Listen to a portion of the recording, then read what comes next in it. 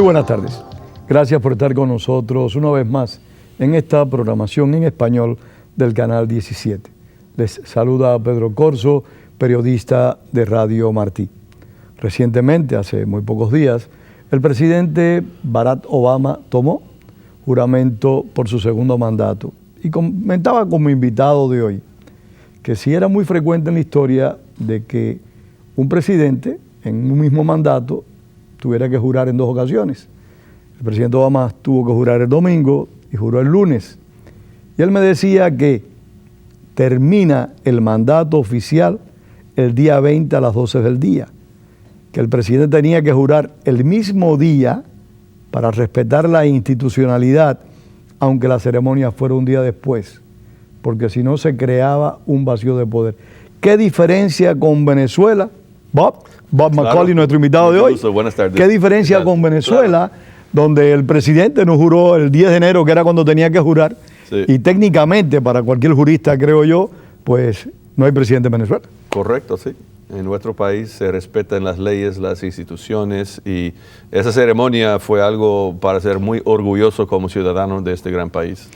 Yo creo que lo fundamental de Estados Unidos, como cubano, como persona que admira este país y que se ha hecho ciudadano de Estados Unidos, yo creo que lo fundamental de este país, independientemente de sus progresos económicos, sus progresos materiales, sus progresos espirituales, está la institucionalidad. Y yo creo que lo más, por lo que debe velar cada ciudadano, que se respeten las instituciones y que nunca ningún hombre esté por encima de esas instituciones. Correcto, y el poder del gobierno está dividido a propósito entre el poder ejecutivo, el poder legislativo y también el poder judicial, y también obviamente tenemos la prensa libre también, que es, digamos, la cuarta parte del gobierno, no oficialmente, pero de todos modos juega un papel. O sea, el poder dividido, la idea es no tener un gobierno tan centralizado que puede atropellar al ciudadano, es que los ciudadanos dan derechos al gobierno limitados, no es que el gobierno es el dueño, los ciudadanos son los dueños bajo el sistema norteamericano. Pero uno puede apreciar que la mayor parte de los países del mundo tienen tres poderes. Sí. Esos tres poderes clásicos, legislativo, judicial y ejecutivo, pues existen en casi todos los países, pero no en todos los países esos tres poderes se respetan los unos a los otros y respetan al ciudadano, que es el fundamento. Sin embargo, aquí sí ocurre. Sí, exactamente. El presidente Obama quiere muchas cosas, pero no puede, por ejemplo, apropiar dinero. Si él quiere dinero por un proyecto de ley, tiene que pedir al Congreso, el Congreso tiene que aprobar eso, y la Corte Suprema, si piensa que una ley viola la Constitución, puede rechazar esa ley, y eso ha sucedido muchas veces, no hay nada más que decir. Y incluso en la elección de 2000, la Corte Suprema tenía la última palabra. Entonces realmente hay que aceptar estas decisiones de los las varias ramas del gobierno, y a largo plazo no ha servido muy bien. El poder dividido es clave. Ya que estamos hablando del presidente Obama, de la toma de posesión, desde tu perspectiva como analista político, pero también con una militancia republicana, ¿cuáles son, en tu opinión, los retos más grandes que enfrenta el presidente Obama en este segundo mandato? Bueno, el reto más clave es el reto económico, porque a pesar de su mala actuación en el primer mandato, fue reelegido por un estrecho margen, pero de todos modos, si la economía no arranca creciendo en un ritmo de por lo menos 3-4% al año, no hay solución. Ya estamos con desempleo muy alto, muchísima gente no trabajando, tenemos déficits grandísimos, una deuda que sigue creciendo, y la única salida de eso es tener el sector privado produciendo más. El gobierno cobra más dinero cuando hay más gente trabajando, y el gobierno tiene menos déficit cuando la gente trabaja, paga impuestos, y entonces pide menos beneficios del gobierno. O sea, esta falta de crecimiento es clave, porque los programas que todo el mundo quiere, Social Security, Medicare, Medicaid, lo que sea, no hay plata para eso si no hay gente trabajando y pagando los impuestos. Y la falta de lo que está tapando un poco ahora es el hecho de que el gobierno está financiando los grandes déficits, básicamente imprimiendo dinero. O sea, cuando hay un déficit, un billón o millón de millones de dólares, un trillion, como decimos en inglés, es un montón de dinero, y la mayoría de ese déficit consiste en la Reserva Federal imprimir dinero y comprar bonos al Tesoro. O sea, la Reserva Federal es el comprador principal de los bonos. No es los chinos, no son los japoneses, es la Reserva Federal. Tenemos intereses súper bajos ahora porque la Reserva Federal está manipulando esto. Entonces el gobierno, en vez de pagar 2 puntos de intereses por encima de la inflación, está pagando por debajo. Cuando los intereses regresan a sus niveles normales, el gobierno tendría que pagar 300, 400 millones, 1.000 millones de dólares al año en intereses. Entonces, lo que tenemos ahora es insostenible. Tenemos que restringir. ¿Ha ocurrido esto en el pasado alguna vez?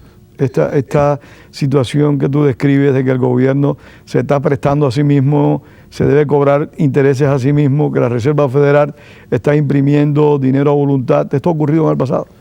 En estos volúmenes nunca. En la Segunda Guerra Mundial acumulamos una deuda parecida, un poquito más alta, pero tuvimos después de la guerra una situación única para crecer y cortar la defensa. Poco a poco salimos de ese hueco, pero ahora hemos entrado en este hueco tan grande y la única salida es crecer muy rápido en el sector privado, mientras el presidente Obama, su programa de redistribución de riqueza, aumentar el control de gobierno en varios sectores, aumentar los impuestos, aumentar la burocracia, las reglas en el sector energético, financiero, de salud. O sea, la perspectiva de crecimiento rápido no está ahora como había hace 60 años. Entonces, estamos haciendo esto año tras año. Hubo necesidad en 2008, después del colapso de los mercados financieros, de tener liquidez temporario, de un rescate de los bancos. Eso fue necesario. Pero tener esto año tras año, con más y más gente dependiente, no trabajando, años tras año con más y más deuda, y los intereses están tan bajos, eso no es real. Como la gente en la burbuja de inmuebles, la gente compró una casa muy cara, pero los pagos mensuales en el corto plazo eran muy bajos. Te cobro 1% de intereses por 3 años y después tendrás que refinanciar. Ahora el gobierno está creando esa tasa artificial para sí mismo y por ahora está bien, pero eventualmente llegaría una crisis del dólar. Y entonces esto de hacer crecer la economía es lo más clave y el señor Obama en su discurso casi habló nada de eso. ¿Tú consideras que el presidente Obama no está tomando las medidas necesarias para que crezca la economía? Ahora mismo hay una situación con el oleoducto para que entre petróleo desde Alaska hasta Texas, desde Canadá, perdón, a Texas. Y hay una situación, un debate muy intenso y el presidente Obama, a pesar de haber recibido unas cartas de senadores, demócratas y republicanos, no ha tomado decisión al respecto. Sí, ahí está un ejemplo de cómo uno puede crear empleos, crear riqueza, dinero para el pueblo, trabajo para el pueblo, quitar plata a los enemigos de este país, sea de Venezuela, de Irán, de Rusia, o sea, comprar petróleo de nuestros amigos, construir una obra, infraestructura con dinero privado 100%, ¿no? O sea, es algo en que todo el mundo gana, menos la gente que está tan preocupada por el supuesto calentamiento global, que eso es más importante. Jugar con la temperatura del planeta es más importante que dar trabajo a la gente, reducir el déficit y hacer el país más fuerte. Entonces, señor Obama en su discurso habló un párrafo del cambio climático como gran prioridad. Hay que vigilar las cosas, pero la temperatura mundial está estable por los últimos 12 años. Todo cambio es poco a poco y la crisis hoy en día para este país es salir del hueco económico y el crecimiento es clave. Señor Obama, su agenda más es de otras cosas. Con esto del día del calentamiento global, me ha hecho recordar un compañero de presidio que se llamaba Tomás Carrera, sí, que era un estudioso de la genética y del medio ambiente, y te estoy hablando de los años 60, ya este hombre se preocupaba, sí, por eso. Y en la India, cuento esta anécdota con el permiso de nuestros televidentes, en la India pues utilizaban muchos insecticidas. Y fue cuando salió un libro aquí que se llama La vida verde, algo así. Silent Spring. Silent Spring, donde se describía cómo los insecticidas eran cancerígenos. Sí. Y Carrera me decía, es cierto, los insecticidas son cancerígenos, pero los indios, los hindúes, tienen que utilizar insecticidas porque si no se mueren hoy, no se van a morir en 40 años. Sí. Por el cáncer, sino que se van a morir hoy de hambre. Y esa es una realidad. Hay que pensar en el futuro, por supuesto, pero sin descuidar el presente. Sí, no, hay que mantener la investigación científica, hay que buscar mejores maneras de hacer más eficiente las fuentes energéticas, la energía verde. Nadie está a favor de polución, pero el CO2, el carbón, estamos emitiendo CO2 tú y yo hablando, es algo natural, que es alimentación para las plantas.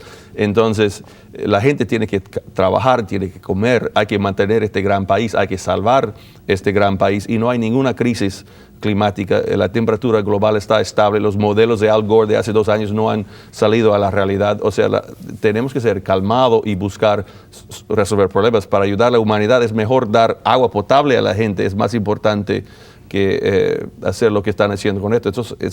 Las prioridades del señor Obama son más sus sueños de aumentar el gobierno, de transformar este país, como decía hace 4 años. Él realmente tiene una visión europea. Para él, un gran gobierno de bienestar, socialdemocracia, donde el control está centralizado, el gobierno controla la economía. Pero se ha visto en Europa que eso no da resultado. Europa está cambiando por completo, ahora, está quebrada. Pero él tiene el control. Y en su discurso, señor Obama, realmente sacó cualquier disfraz que tenía y empezó hablando de la Declaración de Independencia Americana, de la Constitución, nuestras palabras fundadoras, pero habló en el contexto de justificar la acción colectiva. Permíteme, porque no te entendí ahí, con todo otro respeto. Sí.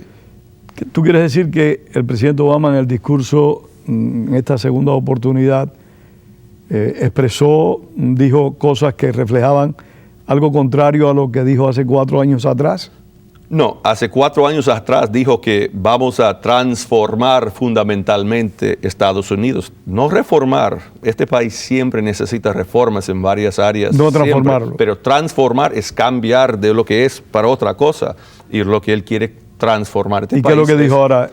Bueno, lo que dijo para justificar su agenda de transformación, de aumentar el gobierno, el control, aumentar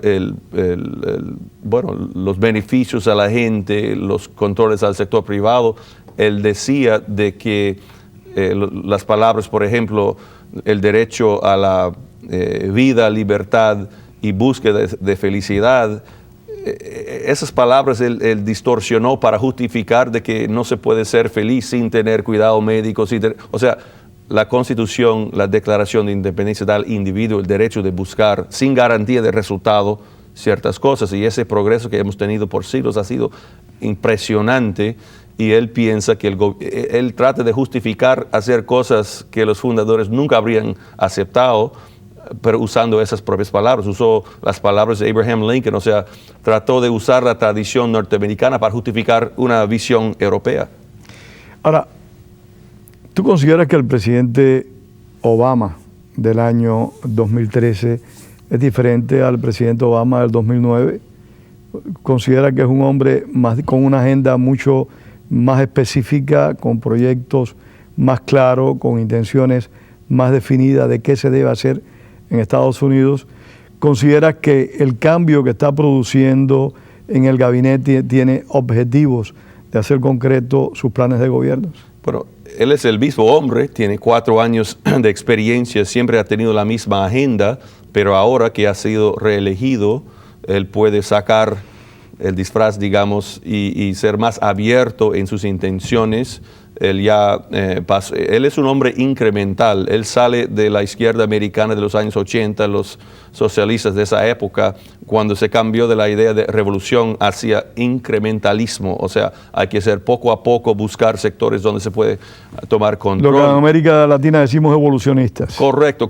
Entonces, paso por paso. Él decía, por ejemplo, en 2003, hay un video donde dice que para el sistema de salud, yo quiero el sistema de un solo pagador, single payer, como Europa, donde el gobierno controla todo, pero él sabe que en este país no se acepta eso, entonces hay que hacer poco a poco para eliminar el seguro privado. Eso ya está grabado. Entonces, cuando entró para su plan de salud, sabía que no era factible políticamente tener el gobierno tomando 100% control. Entonces, hace en incrementos. Entonces, en el sector financiero está haciendo en incrementos. En el sector energético está usando la regla de carbón dióxido para básicamente eliminar la industria de carbón, de coal, ¿no? Entonces él hace poco a poco. Entonces ahora se siente con menos restricciones. Su meta es de ganar el Congreso en 2 años, porque una vez que tenga la Casa Blanca y vuelve a lo que tenía en 2009 con el control del Congreso, puede hacer lo que quiera. Y cuando el gobierno expande, cuando un programa expande y la proporción de la economía llega a cierto nivel, no se puede ir atrás, no se puede cambiar. ¿Qué te parecen las aparentes aspiraciones del vicepresidente Biden a la presidencia de la República en el año 2016? Yo pienso que el señor Biden es un hombre, bueno, simpático, chistoso, pero no es un hombre que nunca va a ser presidente. Ya tendrá 70 años. 74. Sí,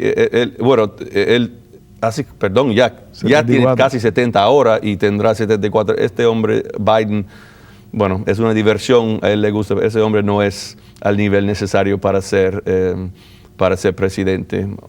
La gran posibilidad, obviamente, es Hillary Clinton. Bueno, realmente Hillary Clinton sería, en mi opinión, una candidata de lujo para cualquier país. Es una mujer muy talentosa, y esta es mi perspectiva, una mujer sumamente hábil, una persona nacida y hecha para la política, independientemente de que esta semana fue presentada en el Congreso un hearing en el cual se demostró que no había el conocimiento necesario de ciertas operaciones que estaban ocurriendo.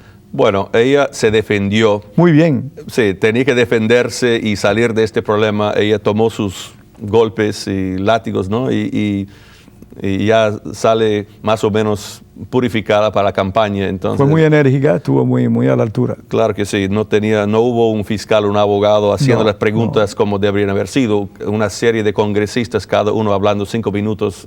Ella tenía el la más severo ventaja. fue Bo, que le dijo: yo lo hubiese sacado del puesto si usted si hubiese sido el presidente. Pero retomando la situación del presidente Obama, independientemente a esa agenda que tú has descrito, independientemente al proyecto que tiene el presidente Obama de hacer un gran Estado, de que el Estado tenga mucho más poder, se ha demostrado que cuenta por lo menos con la mayoría de la población. Y en esa mayoría de la población hay un número importante que aparentemente Obama y sus partidarios han trabajado a profundidad y a los cuales le han prometido soluciones, y me refiero a los hispanos. Sí, no, sin duda, si Mitt Romney hubiera ganado, digamos, una proporción como George Bush de 40-45% del voto hispano en vez de 29-30% como fue la realidad, Romney habría ganado la campaña. Los hispanos fueron el voto decisivo en esta elección. ¿Compromete esto Obama a una reforma migratoria? Bueno, ahora hay más impulso hacia reforma migratoria. Los republicanos pragmáticos, incluso los que no estaban a favor de reforma anteriormente, muchos de ellos han cambiado, locutores, políticos, y están aceptando. ¿Eso es oportunismo? Bueno, en la política siempre hay oportunismo, pero también hay que cambiar frente a la realidad, hay que buscar soluciones. Entonces es mejor tarde que nunca. Pero siempre han habido líderes republicanos como Jeb Bush, Marco Rubio, George W. Bush, McCain, y yo siempre he simpatizado con esa gente, que hay que tener una reforma sensata migratoria, hay que tener un camino legal para mano de obra, entrar aquí en este país y trabajar y pagar impuestos. Y hay muchísimos hispanos aportando a esta economía, trabajando, pero como no hay camino legal, entran en la sombra, hay muchos abusos, hay mucha corrupción. Y es un desperdicio en este país tener ese sistema que tenemos actualmente. Y entonces la reforma se va a hacer, yo pienso, porque los republicanos saben, por necesidad política, además de lo económico y lo moral. Y entonces yo creo que el presidente quiere hacerlo, pero lo clave es hacerlo de una manera donde premiamos a los inmigrantes que quieren trabajar, especialmente los que quieren trabajar, pagar impuestos. Queremos evitar aumentar la dependencia. El Partido Demócrata quiere más y más gente dependiendo directo o indirectamente al gobierno, con subvenciones, con cheques, con desempleo o lo que sea, porque sus clientes votan por ellos, y con la tecnología de hoy es más fácil para el partido de gobierno movilizar clientes a votar. Pero eso implica suicidio para la nación. Y yo creo que los a largo plazo es suicidio. Yo creo que los demócratas aman el país, igual que los republicanos. Estamos en un camino insostenible, como yo dije. Entonces hay que tener un cambio. Y la reforma migratoria puede ser algo positivo para el crecimiento económico. Tenemos que abrir las puertas más a la gente más calificada, los extranjeros que sacan título universitario. Pero muchas de las personas que entran a Estados Unidos de manera ilegal no tienen recursos, no tienen las habilidades, los conocimientos para poder aspirar a una visa en sus países de orígenes para ingresar al país. Sí, lo que hiciste, exactamente lo que pasa hoy es que la gente que tiene título universitario, hay ciertos caminos, pero también es difícil, pero la gente que no tiene eso, básicamente no hay camino legal de entrar hoy como se podía entrar hace 100 años. Un hombre soltero que quería trabajar sin educación hace 100 años podía entrar y empezar a trabajar y punto. Claro que no tenía como pedir al gobierno nada, tenía que trabajar y comer basado en su trabajo. Entonces hay que buscar una reforma donde la gente que quiere trabajar, aunque no tenga universidad, si trabaja, cumple la ley, paga sus impuestos, puede tener un estatus aquí, pero hay que evitar esa dependencia. Pero Bob, también hay que buscar la manera de que dentro de 15, 20 años no se presente la misma situación que está padeciendo el país, ¿o tú crees que no hay que tomar medidas de control para el ingreso a la nación? Bueno, con la tecnología uno puede se puede registrar la gente que está legal o ilegal, pero lo importante es no tener un mercado negro laboral donde hay demanda para gente lavar los platos, sacar la lechuga y hacer los trabajos de ese nivel. Y explotarlos. Hay que tener un camino legal para contratar a esa gente, y si el empleador tiene un camino legal de contratar a esa gente o ilegal, si es ilegal se lo castiga, se bota a los trabajadores, pero hay que tener ese camino legal y hay que hacer ajustes. No queremos ser un imán para gente de otro país venir acá para sacar beneficios al gobierno, porque los programas han expandido inmensamente y muchos hispanos están aprovechando de eso. Este país es el país de la oportunidad y tenemos que mandar el mensaje, los republicanos, a la gente, porque muchísimos hispanos, ojalá la mayoría, todavía creen en el dinamismo de este país, de que uno empieza aquí, pero sube aquí. Si no uno, entonces los hijos, los nietos, o sea, tenemos escalera, tenemos movilidad. Hay un mundo abierto para todos, eso es una realidad. Pero cuando el gobierno sigue creciendo, cuando los impuestos siguen avanzando, hay menos y menos oportunidad. El tiempo se acaba. Sí. Se tienen que reinventar los republicanos. Sí. Estas últimas elecciones demostraron de que habían perdido ciertos espacios en ciertas minorías, pero que también determinados grupos de la nación votaron a favor del presidente y en contra de los republicanos. ¿No crees que a veces el extremismo de algunos líderes republicanos en declaraciones que hemos escuchado, en manifestaciones públicas, le ha hecho daño al partido? Sí, hubo bastante daño por la retórica muy fuerte anti-inmigración ilegal. No solo anti-inmigración, sino en otras muchas cosas. Claro, había candidatos al Senado hablando. Hubo declaraciones muy negativas en relación a la mujer, en relación al aborto, cosas realmente muy fuertes. Los temas sociales son cosas privadas. Los republicanos siempre van a respetar más los valores tradicionales, pero el mensaje tiene que ser el mensaje de crecimiento económico, oportunidad para todo el mundo. Una sociedad donde hay igualdad de oportunidad. Nunca se puede tener igualdad de resultado. Obama dice que sí, pero no. Entonces, y lo bueno es que tenemos una nueva generación de líderes que no estaban listos para ser candidatos a nivel nacional en la elección pasada, que ahora van a estar listos para 2016. ¿Tú consideras que está surgiendo un nuevo liderazgo entre los republicanos? Están subiendo en esta nueva generación gente como Marco Rubio, Ted Cruz, otro cubano de Texas que fue elegido al Senado, Bobby Jindal, indioamericano de Luisiana, Nikki Haley, indioamericano de Carolina del Sur, Paul Ryan es un hombre muy serio, muy bueno. Hay muchos de esos que tienen 40 y tantos años de edad que están listos ahora para ser candidatos a nivel nacional. Señor Christie de New Jersey también. Ellos no estaban preparados para ser candidatos nacionales el año pasado, pero ahora van a estar mandando este mensaje al pueblo, este mensaje de gobierno limitado, de oportunidad, y este país ser más sensato en el lado económico, porque no es sostenible el camino que tenemos. El Tea Party, como fenómeno político, como expresión política, ¿Qué perspectiva tú le aprecias?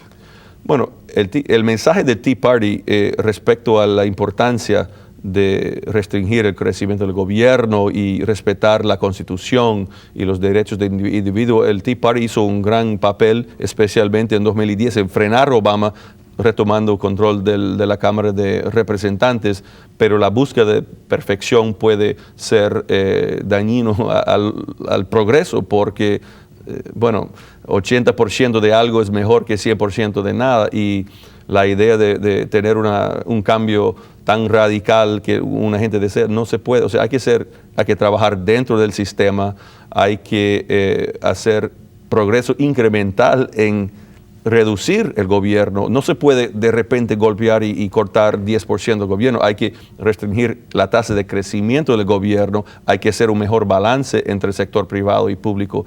Entonces el idealismo es bueno, pero también hay que tener el pragmatismo. A mí me parece que es muy importante, y tú decías hace un rato que los republicanos respetan la individualidad. Sí. Y yo creo que parte de ese respeto a la individualidad también está fundamentada en la tolerancia al derecho que tiene el individuo que no piensa como nosotros de actuar. Y este es el caso, recuerdo de un congresista o un aspirante a congresista del Tea Party que se puso a decir que una mujer cuando era violada si salía en estado de gestación era porque Dios así lo había querido. O sea, eso es como violentar, respetar la individualidad, pero a la vez violentar el respeto y el derecho a las otras personas. Yo creo que es importante el respeto al ciudadano que no piensa como nosotros. Bueno, yo creo que los republicanos, en gran mayoría, respetan eso. Hay excepciones, hay gente que realmente no debe ser candidato. No debe ser candidato. O sea, no hay nada perfecto, pero los no, por supuesto. Pero el mensaje republicano es un mensaje universal que aplica a todo el mundo. No importa que uno es blanco, negro, hispano, asiático. Lo importante es uno es americano. Todos estamos con el deseo de este país arrancarse, crecer, tener oportunidades para todos. Y señor Obama ha dividido el país entre varios grupos, ha ofrecido caramelos a varios grupos y a pesar de su pésima actuación pudo movilizar una coalición de una mayoría muy estrecha, pero no tenía mensaje, mira, yo hice un buen trabajo, vota por mí. No hice buen trabajo, pero es la culpa de Bush y Romney va a ser peor, él es rico, él odia a ustedes, no quiere mujeres. La lucha de clases. Sí, la lucha de clases. Eso no sirve. Este país, tenemos que pensar en cómo hacer el país más fuerte para que todo el mundo tenga la oportunidad de beneficiar. Y si el país no está más fuerte económicamente, no hay dinero para los ancianos, no hay dinero para educación, para salud, no hay dinero para mantener fuerzas armadas, para defendernos en el mundo peligroso. O sea, lo clave es la economía y el sector privado y el crecimiento es clave. El señor Obama no sabe de eso, no tiene experiencia en eso, piensa que el sector privado va a crecer a pesar de lo que hace el gobierno, no importa impuestos, no importa reglas, no importa redistribución. O sea, su mentalidad es una mentalidad académica de los años 80 de Harvard Law School, es una mentalidad europea y tenemos que frenar eso y hacer lo que podemos para minimizar el daño en el corto plazo para elección 2014 y elección 2016. Este país se ha caracterizado por el balance, sí, por un equilibrio histórico que ha impedido el proceso de inestabilidad. Sí. Yo creo que hay que tener esa esperanza, esa confianza y la certeza de que Estados Unidos es la nación más poderosa, más rica y más generosa del mundo. Muchísimas gracias a todos ustedes. Tengan todos muy buenas tardes y gracias a vos, Macaulay, gracias una vez más.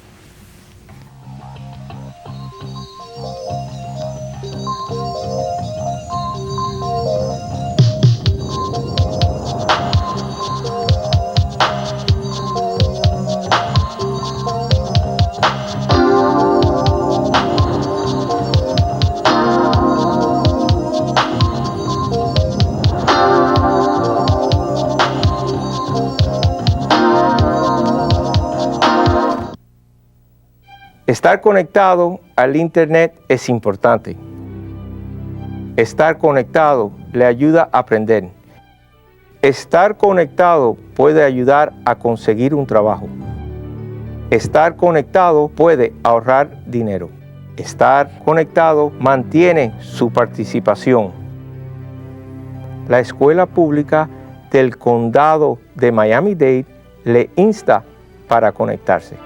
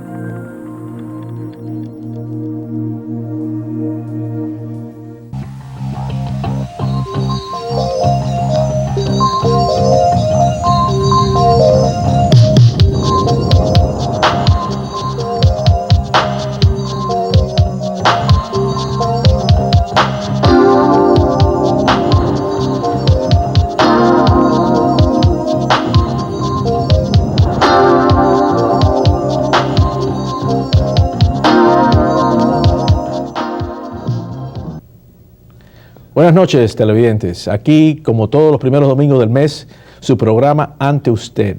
Y yo soy José M. Rodríguez, el juez de circuito, como ustedes conocen. Y esta noche tengo de invitado al señor Wilfredo Allen. Wilfredo, ¿cómo estás? Muy bien, José, gracias por invitarme. Pero no te voy a llamar Wilfredo, porque yo te conozco hace más de 20 años y tengo que llamarte Willie Allen. Y como te conoce todo el mundo aquí en Miami. Ok, yo me refiero a ti como José También. en vez de your wonderful honor, como tengo que hacer en la corte. También. Esta noche de televidentes vamos a hablar de inmigración, que es un tema muy candente que esta semana, aquí en el downtown y por todo el país de los Estados Unidos, en todas las ciudades de los Estados Unidos, tuvieron marchas el 1 de mayo sobre ese tema. Y Willie es el invitado y es experto, perito, ejerce, no sé cuántas cosas te voy a decir. No sé. Inmigración. Pero el tema de inmigración, José, es uno de los temas más calientes que hay en los Estados Unidos y ha sido uno de los temas más calientes durante los 2 últimos años. Yo creo que todos conocemos que hay 12 millones de personas ilegales en los Estados Unidos. Son 12 millones de personas que no tienen documentos, que viven todos sus días con el miedo de ser detenidos y deportados. Eso no cuenta otros miles de inmigrantes legales. Pero este grupo, que es el grupo más grande de personas indocumentadas que hay en los Estados Unidos, pues tienen la esperanza o desean legalizarse en los Estados Unidos. Bueno, antes de que sigas, para los televidentes que no conocen mucho de eso, cuando yo digo inmigración, ¿qué es inmigración? Bueno, mira, la inmigración es el tema de personas de terceros países que vienen legalmente o ilegalmente a los Estados Unidos para comenzar una nueva vida. Y las personas vienen de muchos lugares y por muchas razones. En la práctica legal mía, hoy tuve 2 personas de Nigeria, una señora de Colombia, una señora de Venezuela, de casi el mundo entero, están tocando en la puerta. Tuve un joven de Siria que quiere comenzar un negocio en los Estados Unidos. De todas partes del mundo vienen personas a los Estados Unidos para comenzar, establecerse y tener un mejor futuro. Los Estados Unidos sigue siendo el sol que invita a las personas del mundo entero a tratar su suerte y a venir a buscar un sueño nuevo. Ahora, en ese sueño nuevo hay varias categorías. Está la categoría... Te me estás adelantando, pero mejor así no tengo que preguntar mucho. Bueno, está la categoría de las personas que vienen legalmente, como el joven sirio que viene a establecer un negocio, el joven de Nigeria, que es un profesional que está obteniendo una visa de trabajo, pero también vienen muchas personas que cruzan huyendo las desgracias de sus países. Las realidades son que en este momento, en el sur de la Florida y en gran parte de los Estados Unidos, la gran mayoría de los emigrantes que cruzan ilegalmente vienen de la América Latina. Cuando uno mira lo que está ocurriendo en México, que es un país democrático, pero que tiene un nivel de corrupción muy alto, que tiene un desempleo enorme y una población joven, el único futuro para muchos jóvenes mexicanos es cruzar la frontera y venir a trabajar ilegalmente a los Estados Unidos. En Nicaragua, en Guatemala, en Honduras, en República Dominicana, la entrada más grande de divisa es lo que mandan los trabajadores, muchos indocumentados de los Estados Unidos, a sus familiares en esos países. Cuando tú ves lo que está ocurriendo en Venezuela, que hay un cambio fuerte de gobierno, un gobierno que está yendo hacia la izquierda, pues tú tienes en Venezuela mucho de lo que nos pasó a nosotros cuando éramos mucho más jóvenes en Cuba. Tú tienes la clase... Mucho más jóvenes, no, éramos niños. Niños. Éramos niños. Muy niños. Pero tienes la clase media, la clase profesional, mucho de la clase industrial de Venezuela, pues está buscando cómo protegerse y tener cierta protección y salen de Venezuela o creando empresas en los Estados Unidos o muchas personas escapándose, viniendo a buscar asilo en los Estados Unidos. Colombia sufrió una guerra civil de 20 años. El grupo más grande de migrantes pidiendo asilo en Miami son colombianos que están escapando la violencia que parece no tener fin en Colombia. Argentina, hay posiblemente 70, 80 mil ilegales argentinos en la Florida. ¿Por qué? Porque hace 5 años hubo un colapso económico en Argentina y en ese momento muchos argentinos podían viajar a los Estados Unidos sin visa, vinieron para acá. Con el colapso en Argentina, pues vinieron a trabajar aquí. Entonces, uno puede ver que son las crisis económicas, las crisis políticas, principalmente en América Latina, en nuestra área, que impulsa una inmigración a veces legal, muchas veces ilegal. Y esa es parte de la realidad que vivimos todos aquí. Déjame hacerte otra pregunta. Yo quiero distinguir cuándo empieza a una persona a ser inmigrante. Porque aquí entran todos los días muchas personas de otros países que no son inmigrantes. Bueno, son turistas. Son turistas, Eso es son hombres de negocio. Exacto. Vienen con visas de turistas y no son necesariamente inmigrantes porque tienen que volver en algún momento. No. Mira, nosotros dependemos del turismo. Por muchos años, Brickell, parte de Miami, lo construyó el dinero de Venezuela, el dinero de Argentina, el dinero de Brasil. Y no eran personas que venían a migrar o quedarse a vivir aquí en este país. Eran personas que traían inversiones y crear negocios y venir, viajar y comprar. Las tiendas en Miami, todavía las tiendas en Miami dependen mucho de compras que hacen venezolanos y colombianos y argentinos que compran productos aquí a un nivel mucho más barato y lo venden más caro. Y muchas personas que vienen solamente de vacaciones, muchos europeos vienen de vacaciones, muchos japoneses vienen de vacaciones. ¿Cuándo? No son inmigrantes. Son inmigrantes, José, cuando deciden que no pueden regresar a su país, que no van a regresar a su país, o por razones económicas o por razones políticas determinan quedarse aquí, o en muchos casos por razones románticas. Llega un joven brasilero, llega a Miami, se enamoró de una ciudadana americana, se casó, empezó una vida nueva aquí. Acuérdate que hay una emigración muy grande que viene a través de relaciones amorosas, de matrimonio, de padres que han vivido en los Estados Unidos y reclaman a los hijos, o hijos que se han legalizado en los Estados Unidos y reclaman a los padres. También hay una migración legal de familia, hay una migración legal de negocio, como cuando tú sales a Miami, ¿cuántos restaurantes nuevos hay que son de América Latina, o son italianos, son franceses? Pues son inmigrantes que han venido a establecer negocios aquí. Entonces son migrantes, están emigrando a los Estados Unidos, están estableciendo raíces en los Estados Unidos. Mi suegro emigró de Grecia después de la guerra y abrió una dulcería en Nueva York que el hijo tiene ahora. Bueno, él fue un inmigrante, llegó aquí y empezó su negocio, vivió aquí, pero él nunca rompió su vínculo con su país. Tiene su propiedad en Grecia y al fin se retiró en Grecia antes de morir. Entonces, ¿qué es lo que ocurre? Que muchas personas pues vienen aquí, empiezan negocios, igual que mi suegro, igual que mi suegra, nunca perdieron su vínculo con su país natal y muchos regresan a sus países y se retiran en sus países, pero siguen siendo migrantes mientras vivían y trabajaban aquí. Hay dos categorías que yo, y corrígeme si estoy equivocado, pero por lo menos que yo sepa, hay la inmigración legal y entonces hay el turismo que se convierte en inmigración ilegal cuando se vence la visa y esa persona no vuelve a su país de origen. Es otro tema interesante. Muchas personas obtienen visa de turista en Venezuela, en Colombia, en Argentina, con la idea de no volver a su país. Pero muchas de esas personas vienen con la idea de quedarse aquí, de buscar trabajo aquí. Se convierten en ilegal el día que su estadía caduca.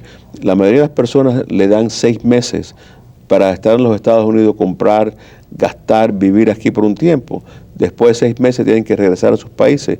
Algunas personas le dan 30 días, pues tienen que regresar.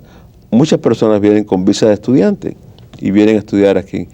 Pero de ese grupo, en realidad hay una minoría muy pequeña, relativamente pequeña, que se queda ilegal. Las personas que vienen con visa de turista o visa de estudiante o visa de negocio y trabajo, usualmente buscan o regresan a sus países o buscan una forma de legalizarse a través de las visas de trabajo, de compañías o de otra forma, o a través de matrimonio, y se quedan aquí. Y entonces la tercera inmigración, que no viene con visa, que pasa por la frontera. Bueno, esa es la que más ha preocupado a los Estados Unidos últimamente. Y vivimos con fronteras amplias. En el sur de la Florida la frontera es el mar. En Texas y en Canadá son fronteras que son imposibles de cuidar totalmente. Y son migraciones ilegales de personas que están desesperadas. La realidad es que cuando tú entrevistas, cuando tú hablas, cuando tú ves las personas que tienen que cruzar ilegalmente a los Estados Unidos, la gran mayoría son personas que están desesperados, que no pueden mantener y vivir en sus países. No vienen aquí en realidad para crear daño o cometer crímenes o ser terroristas. Esas son fantasías que creo que los grupos antimigrantes multiplican. En realidad son personas que vienen aquí a trabajar, vienen aquí a sobrevivir porque no pueden vivir en sus países, no tienen trabajo, no pueden mantener su familia. El caos de una guerra civil o los desastres naturales no les permite poder mantener a su familia. Llegan aquí y trabajan de jardinero, en construcción. Yo sé que tú conoces a Carolina del Norte y Carolina del Sur. Toda la construcción de Carolina del Norte y Carolina del Sur es mano de obra centroamericana y mexicana. Todos los obreros, cuando tú vas y pasas por los proyectos que están ahí, parece que estás en Centroamérica. Antes de hablar de esas personas que entran por las fronteras y son ilegales desde que cruzan las fronteras, yo quiero que tú le digas a los televidentes cuáles son las diferentes categorías de inmigración legal. ¿Cómo se puede venir a este país legalmente? Bueno, o quedarse legalmente. Hay varias formas de uno quedarse legalmente. La primera, una de las formas más fuertes de viajar a los Estados Unidos son visas de trabajo, las visas H. Los Estados Unidos ha realizado que hay ciertos trabajos y ciertas carreras como enfermera, como maestro. ¿Cuáles son los requisitos para eso? Usualmente se requiere una corporación americana, una compañía americana que esté reclutando a profesionales o personas con gran conocimiento que vengan a trabajar y vivir en los Estados Unidos. Y van y los reclutan y los traen a los Estados Unidos a través de las visas H, que hay miles de ellas anuales, pero el cupo casi se vence enseguida y hace falta más visas H de trabajo. Hay visas O que son para expertos o personas de gran talento. Por ejemplo, muchos de los jugadores de pelota que vienen de América Latina vienen con las visas O, de atletas, de deportistas, de muchos actores, artistas vienen con las visas O. Y todas estas visas, vamos a seguir, todas estas visas tienen cuotas. Todas las visas, las H tienen cuotas, las O no tienen cuotas. Todas esas visas pueden llevar a la residencia. Las visas L, que son intercambio de ejecutivos y de personal importante de compañías americanas que traen a los Estados Unidos parte de sus compañías en América Latina o en Europa, o con corporaciones europeas, asiáticas o europeas o latinoamericanas que transfieren ejecutivos de ellos para trabajar en nuevas empresas que ellos han creado en los Estados Unidos. Es una de las visas más populares para empresas de mediano tamaño o en Europa y en América Latina para transferir ejecutivos a los Estados Unidos. También pueden llevar uno a tener la oportunidad de obtener una residencia en los Estados Unidos. Está la Lotería Mundial de Visa, que anualmente los Estados Unidos rifa residencias para personas en el mundo entero. Eso incluye a Cuba. Venezuela. Cuba tiene una lotería especial para Cuba. Especial. Cuba no entra en esa lotería. Cuba es un caso especial. Cuba, cuando viene a la migración, Cuba siempre ha sido un caso especial. Cuba tiene una lotería especial. Inmigrantes ilegales de Cuba son tratados de una forma diferente. Las personas que llegan legalmente a Cuba son tratadas de una forma diferente.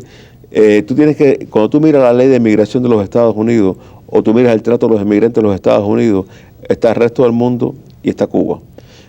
Francamente, Cuba tiene un tratamiento preferencial en la inmigración en los Estados Unidos. El acto de ajuste cubano, que es un beneficio para todos los cubanos, se ha convertido a veces en un abuso de los cubanos. ¿Por qué? Porque, por ejemplo, en el sur de la Florida se considera ahora que muchos de los matrimonios de cubanos con extranjeros son falsos.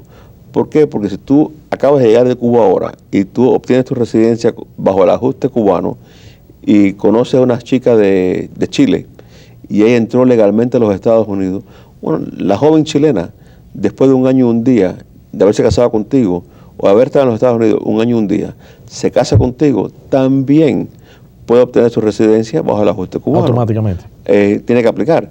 Y tiene la entrevista de matrimonio. Claro. Pero es elegible para eso. Es elegible. El beneficio a los cubanos en la migración tienes que separarlo del resto del mundo. Porque en realidad está en una posición preferencial. El cubano toca tierra americana llegando ilegal a los Estados Unidos y tiene el derecho de quedarse y al año del día solicitar una residencia. Tiene el derecho de, cuando tocó tierra, que se le entregue lo que se llama un parol y pedir un permiso de trabajo. Vamos a hablar de parol ese momentico, pero en la lotería del resto... Pero es diferente. Vamos a la lotería del resto del mundo, ¿cuántos cupos hay? ¿Cuántos rifan? si no mal recuerdo, creo que rifan 25.000 visas anuales y se separan por países y no todas las naciones juegan diferentes naciones en diferentes momentos.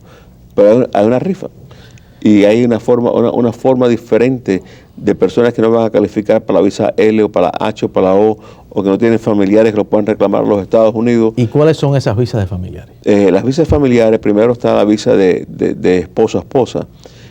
Un residente o ciudadano americano puede reclamar a su cónyuge. Ciudadano americano no hay límite, no hay límite de número.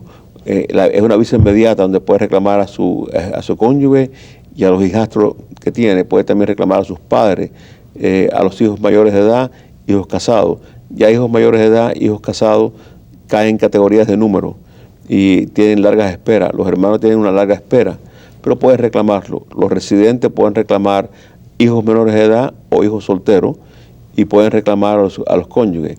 Entran en categoría de número que tienen largas listas de espera. El tiempo promedio de un residente reclamando a su cónyuge puede ser de 5 o 6 años. Cuando ciudadano americano la visa es inmediata, no tiene lista de espera. Y cuando estás reclamando, si eres ciudadano americano, o si eres residente y tienes un hermano o una hermana afuera, más o menos el tiempo que se demora, la última vez que yo lo vi era como 7 años. No sé si está todavía ahí, está en 10. Puede ser de 10 años para arriba. La lista de espera es más grande en las Filipinas y México que en el resto del mundo.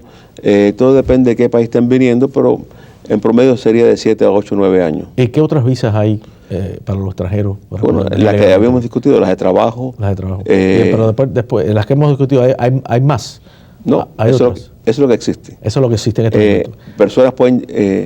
está el refugio que en los Estados Unidos tiene por ley internacional que tiene que recibir personas que vienen escapándose de Venezuela o que escapan la guerra civil de Colombia o que han escapado problemas en sus países, pueden reclamar asilo político en los Estados Unidos.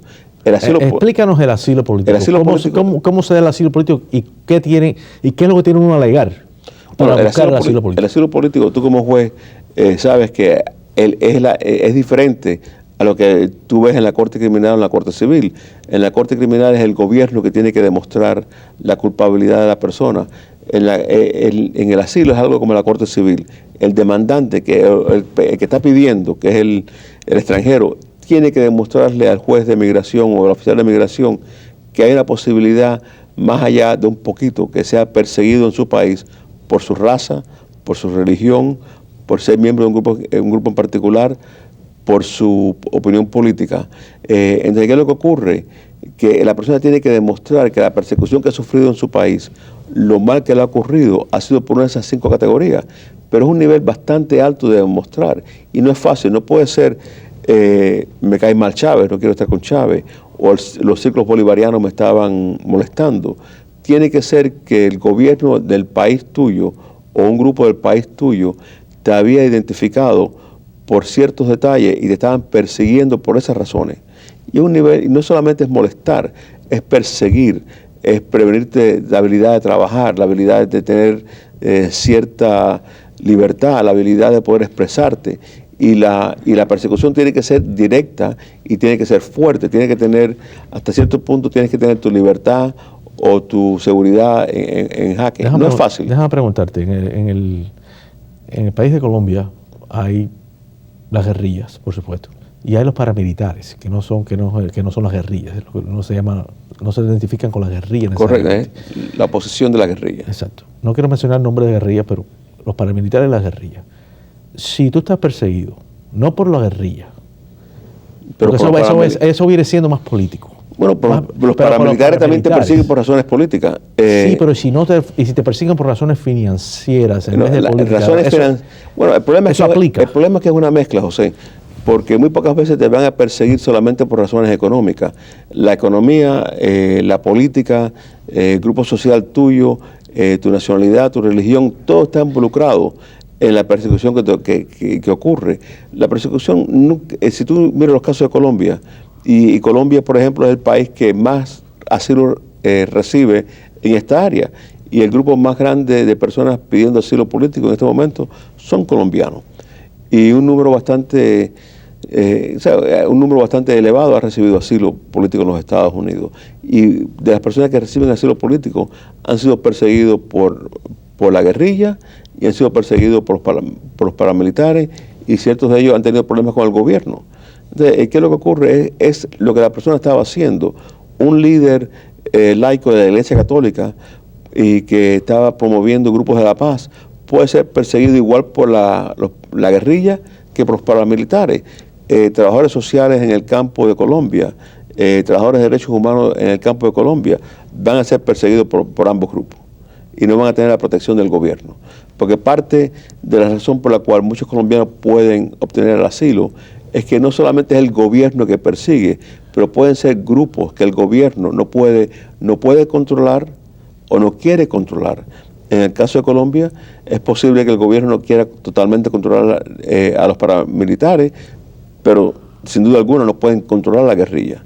Entonces, ¿qué es lo que ocurre? La persecución que la guerrilla hace, o la persecución que los paramilitares hacen, está fuera de la habilidad del gobierno de Colombia a controlar. Y para aplicar para asilo político, ¿tienes que estar aquí en los Estados Unidos o puedes estar en el país de origen o un tercer país? O sea, técnicamente, el gobierno americano te dice que tú puedes aplicar para asilo en tu propio país. Pero muy pocas personas, yo conozco muy pocas personas que han tocado en la puerta del consulado americano y han dicho, tengo miedo, denme asilo, que le han dado asilo. Es más, que en este momento tenemos casi la comedia que comenzó en julio del 2006, donde el presidente de los Estados Unidos prometió dar protección a médicos cubanos que están en misiones en el extranjero de medicina o trabajando en el extranjero por Cuba y que deserten y pidan asilo en las embajadas americanas. Bueno, lo han hecho. Hay cientos de médicos que han tocado en la embajada americana en Venezuela, más que se han escapado de Venezuela, han ido a Colombia y están tocando en la puerta de la embajada americana en Bogotá. Y el número que está llegando a los Estados Unidos es muy pequeño. Entonces, ¿qué es lo que ocurre? Que los Estados Unidos en realidad, aunque legalmente tú puedes solicitar asilo en el país donde tú estás, es muy difícil que te lo otorguen. Entonces, salir de ahí. En Cuba, por ejemplo, los Estados Unidos ha otorgado asilo o protección a varios cubanos en Cuba, pero Cuba no le da la salida. Es un juego diferente. Bueno, cuando una persona aplica, porque tiene que haber una aplicación para el asilo político, aplica para el asilo político, ¿qué tiene que incluir en esa aplicación? Uno tiene que incluir los detalles básicos de quién es la persona, a dónde vive, con quién vivió, qué estudió, dónde estudió, y tiene que dar en un narrativo detallado por qué es que solicita asilo. Y eso es un tema importante también, José, porque lo que uno escribe y lo que uno pone siempre se queda ahí. Siempre se queda ahí. Y lo que uno escribe o pone en un asilo político, en una solicitud de residencia o una solicitud de ciudadanía, siempre está ahí. Y cuando uno no incluye la verdad completa o exagera, y se tiene que jurar esa aplicación. O se tiene que jurar. Y el haber mentido en esa aplicación, pues tiene grandes consecuencias. Las consecuencias más grandes que conocemos en la historia de los Estados Unidos fue el número elevado de personas que eran miembros del partido nazi o personas que pertenecieron a las Fuerzas Armadas de Alemania y que estuvieron en la persecución en Alemania, que negaron haber sido miembros del partido nazi o guardias de campo de concentración, y 40 años después lo descubrieron y le quitaron la ciudadanía.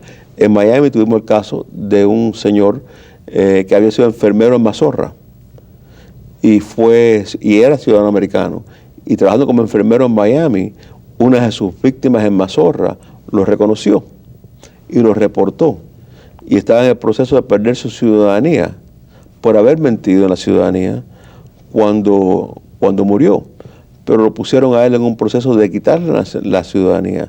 Y así ha ocurrido con personas que, por ejemplo, cuando entraron a los Estados Unidos, dijeron para pedir asilo que eran miembros del Partido Comunista de Cuba, otros países, pero cuando aplicaban para la residencia se les olvidó incluirlo. Bueno, es un problema. Le pueden negar la residencia, y ha habido casos de personas que aplicaron para el asilo y en el asilo dijeron que habían sido miembros del Partido Comunista. En la residencia no lo pusieron, le dieron la residencia, pero cuando fueron a la entrevista de ciudadanía 7, 8, 9 años después, descubrieron la mentira no solamente en la aplicación de ciudadanía, por la aplicación de residencia, y le quitan la residencia. Bueno, te quitan la residencia. Te pueden mandar para el país de origen. Muy difícil. Entonces, ya ¿qué pasa? Ya otro proceso diferente. Porque hay que deportarlo en ese momento, ¿no? Bueno, no lo deportan, lo pueden poner en realidad lo que usualmente ocurre es que tienen que volver a aplicar para la residencia y pedir un perdón por el error. Y se quedan aquí bajo. Y se quedan aquí. ¿Bajo qué estatus? Bueno, eventualmente son residentes otra vez.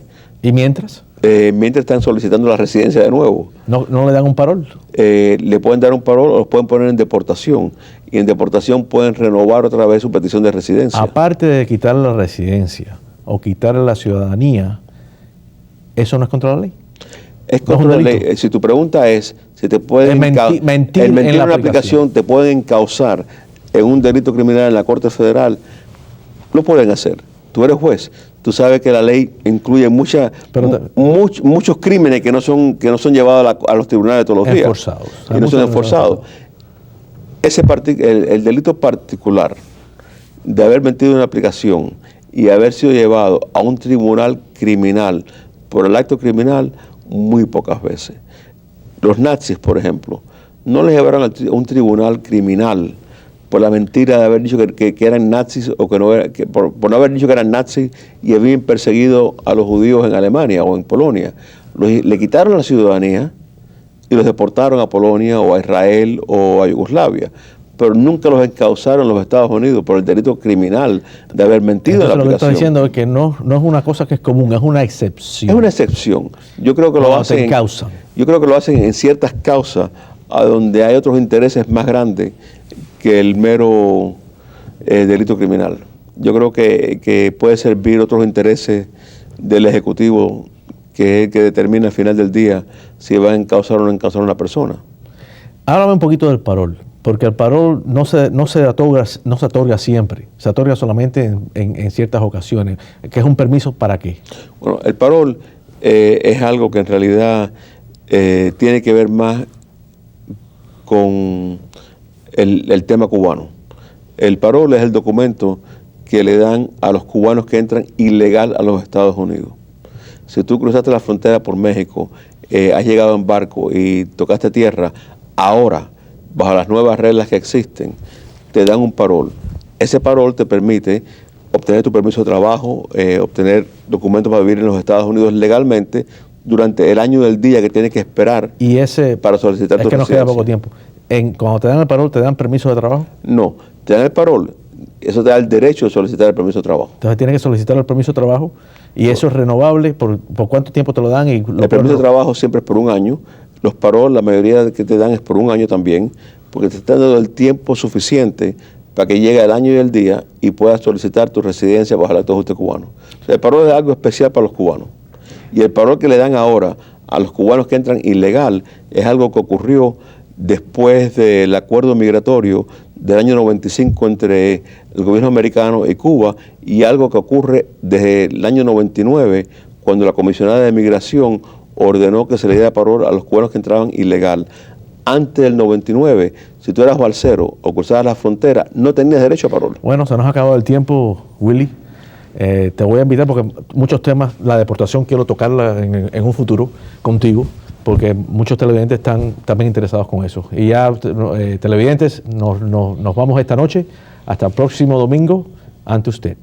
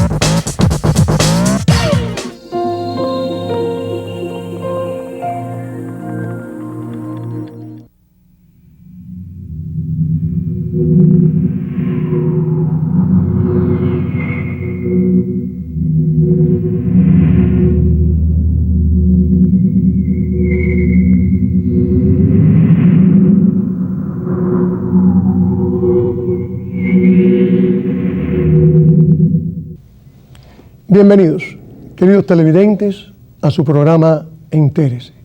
Hace solamente unos días leímos en la prensa que se había visto o encontrado fuera de nuestro sistema solar un nuevo planeta, el cual, de acuerdo con sus características, había una gran similitud con nuestro planeta Tierra.